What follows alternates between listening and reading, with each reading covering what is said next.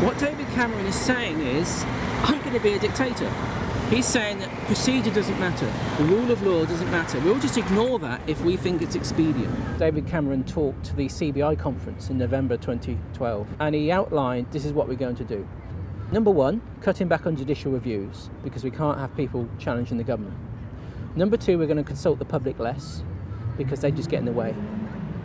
And number three, we're not going to, as you say, dot the I's and cross the T's of the laws. We're just going to get on and do this. And this is the whole point. It's become dictatorial. The problem here is ideological. Politicians are required by their oath of office to abide by the law, to follow procedure. And that's what they're not doing. The trouble is, we have no way in this country to hold the executive to account. So all we have left is to actually turn up and arrest them. I've spent 5-6 years researching all this. I've written lots of reports, and it's achieved absolutely nothing because they're not interested in them, which is why it's misconduct. So tomorrow I'll go along with a new report I've written, which details exactly why what they have done is misconduct. And I will give it to the policeman on the gate. And so the policeman, if he is abiding by his duty, should take my report, go, that's very interesting, and go and investigate it. I'm a police constable in the Metropolitan Police Service. Yes.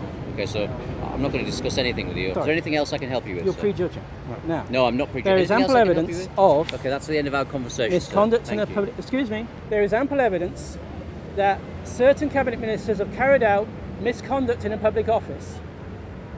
Now, misconduct in a public office is an arrestable offence, and I have the evidence here, and I would like you to go and arrest them. Are you refusing to listen? Are you refusing to take my complaint? I'm making a complaint. Are you refusing to take that as a constable?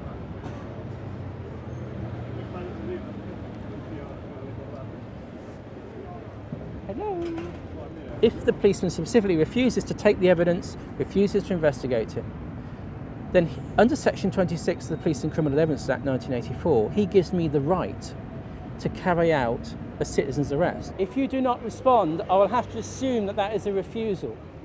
If that is a refusal, because it is an indictable offence, I am prepared to go and citizen's arrest those people. We have this thing called a ministerial code, which requires not just that ministers are correct and adhere to all the rules, but they must never give the appearance that they are breaking those rules. So will you let me in, please? Absolutely no way. On what basis? On the basis that it's to protect the premises and you're not entering. That's the end of our conversation. In order, you're not going to listen to my complaint, you're not going to do anything, and you won't open the gate. In which case I'll have to climb over. Is there a safe place where I can climb over? And so what I want to do is actually arrest specifically David Cameron, George Osborne, Ed Davey, because they are the most directly responsible for this policy. So you're protecting those people in there even though they breached the law? Yes. No. I don't think I will get through the gate. In that way it's symbolic. But what I hope to do is kick off a chain of events if they try and take me to court. My defence will be, well, this evidence demonstrates that I have a right to do this. Well, my sergeant is coming down to speak to you now. Oh, is he? Oh, right. Yeah. In that case, I will quite happily wait. On the radio. I will quite happily wait for your sergeant. Okay. There's lots of other issues I could pick, but in fracking, they have excelled themselves.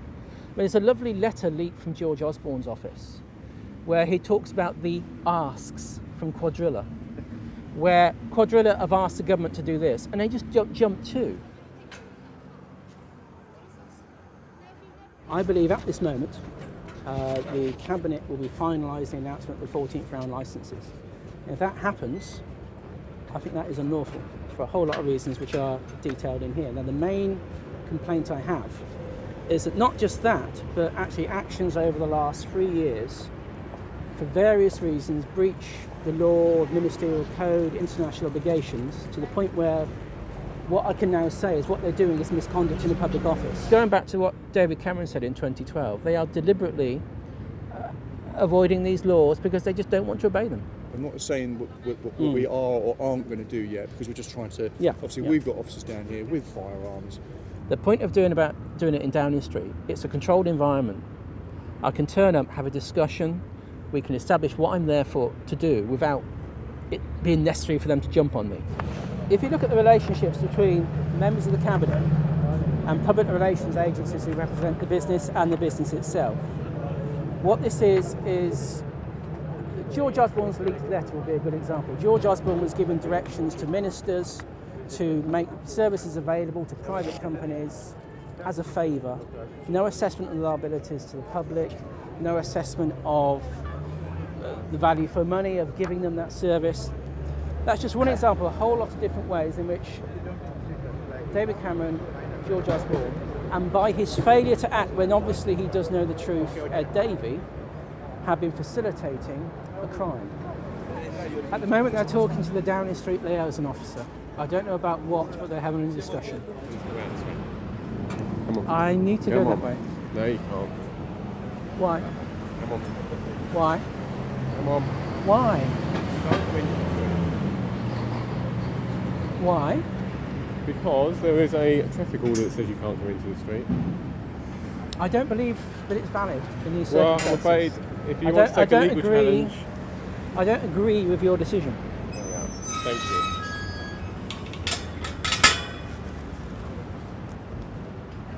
Oh well, I just have to stand in front of the gates then.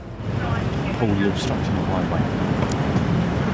You're obstructing justice. Okay, what I'd like you to do is there's something called the... I'm aware of the order, yes. Okay, the line goes up to there. Yep. I'd like you to leave, please. I can't because I believe there is an imminent danger as a result of misconduct in a public office committed by the Prime Minister, David Cameron, the Chancellor, George Osborne. And so I have asked to address that imminent threat that these good men do something about it, and they won't. And if they won't, I wish to. Okay. So I do not wish to move. Okay.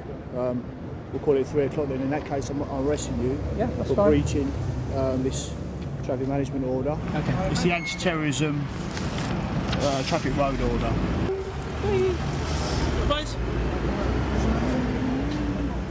There's so many different ways that that activism could do better. Rather than being representative, rather than just clicking on a 38 degree or an Avaz petition and asking them, oh, please do this. We'll do this another day.